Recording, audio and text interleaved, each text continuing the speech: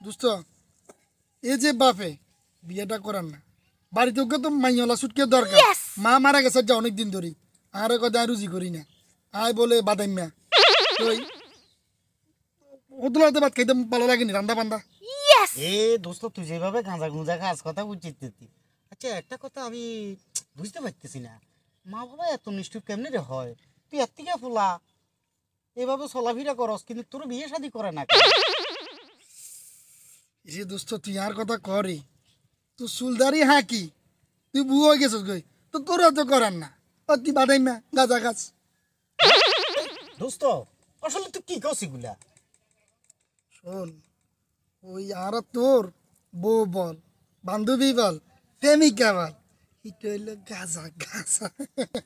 এইটারে গাজা বলা যাবে না, এখন গাজা খাই হইর বইরাক নি ব্যাগে খাই এটা ধ্বংস করেছে। এখন বলা হবে সরস। সিগারেট বার কর সিগারেট বার কর। এতে কোনো হাগল নেই রে। এরে গাঁজা খাই এর মদ খাই যেটা খাই না করি কিন্তু বিয়ে করলে বোর মতন শান্তি পৃথিবীতে নাই রে। আচ্ছা তো বাদ দে, বাপে দুঃখ বুঝেন না। হ্যাঁ হ্যাঁ কর আর এবার আইসো দানি মুরগি চুরি করতে যাচ্ছি না ধরা খাইছস কথা করছ কি কস কি কস?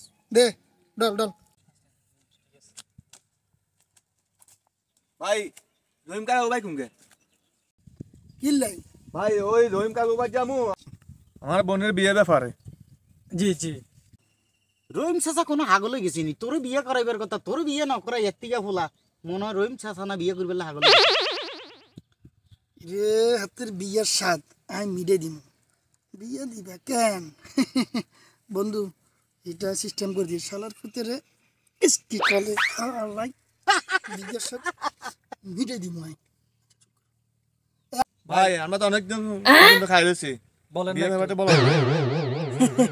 বিয়ের ব্যাপারে কেন খোলা গাঁজা খায় মদ খায় বাবা খায় হেতি হইল গাঁজাটি মদদি হেই বাপের হেই খোলার বাপের লগে আপনারা সম্পর্ক করবেন তা না করে বলছি কি কইব গাঁজাটি খোলার বাপের লগে সম্পর্ক করছেন এটা ভালো হইবে নি?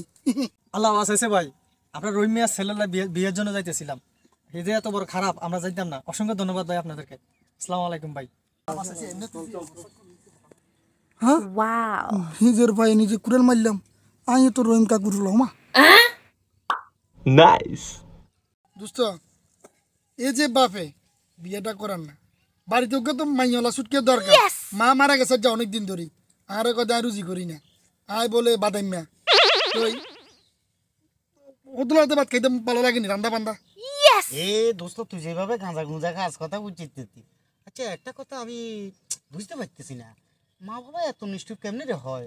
তুই এর থেকে ফুলা এভাবে চলাফেরা করস কিন্তু তোর বিয়ে শাদী করে না কেন? যে দোস্ত তুই আর কথা করে তুই চুলদারি হাঁকি তুই বুয়া হয়ে গেছিস গই তো তোর তো করার না ও তুই বাদাইম্যা গাজা গাছ। দোস্ত আসলে তুই কি কস এগুলা? শোন ওই আর তোর বউ বল বান্ধবী বল প্রেমিকা বল এটা হইলো গাজা গাজা। এইটারে গাজা বলা যাবে না, এখন গাজা খাই হইর বইরাক নি ব্যাগে খাই এটা ধ্বংস করেছে। এখন বলা হবে সরস। সিগারেট বার কর সিগারেট বার কর। এতে কোনো হাগল নেই রে। এরে গাঁজা খাই এর মদ খাই যেটা খাই না করি কিন্তু বিয়ে করলে বোর মতন শান্তি পৃথিবীতে নাই রে। আচ্ছা তো বাদ দে, বাপে দুঃখ বুঝেন না। হ্যাঁ হ্যাঁ কর আর এবার আইসো দানি মুরগি চুরি করতে যাচ্ছি না ধরা খাইছস কথা করছ কি কস কি কস? দে ডল ডল। ভাই রহিম কাকা ভাই কুমকে কিল্লাই ভাই ওই রহিম কাকা ভাই যামু আমার বোনের বিয়ে ব্যাপারে। জি জি রহিম চাচা কোনো হাগলে গেছিনি, তোর বিয়ে করাইবার কথা, তোর বিয়ে ন করাই এর থেকে ফুলা মনে হয় রহিম চাচা না বিয়ে করবে হাগলে।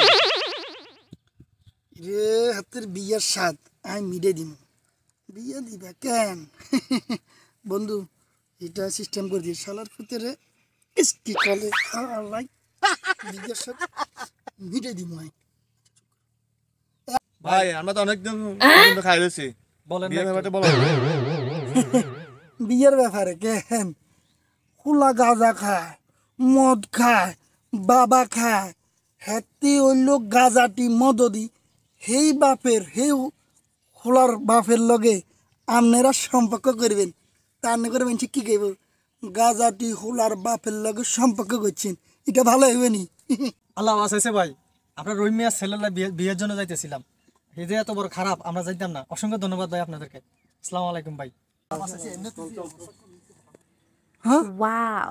নিজের ভাই নিজে কুড়াল মারলাম, আমি তো রহিম কাকুর মা। Nice.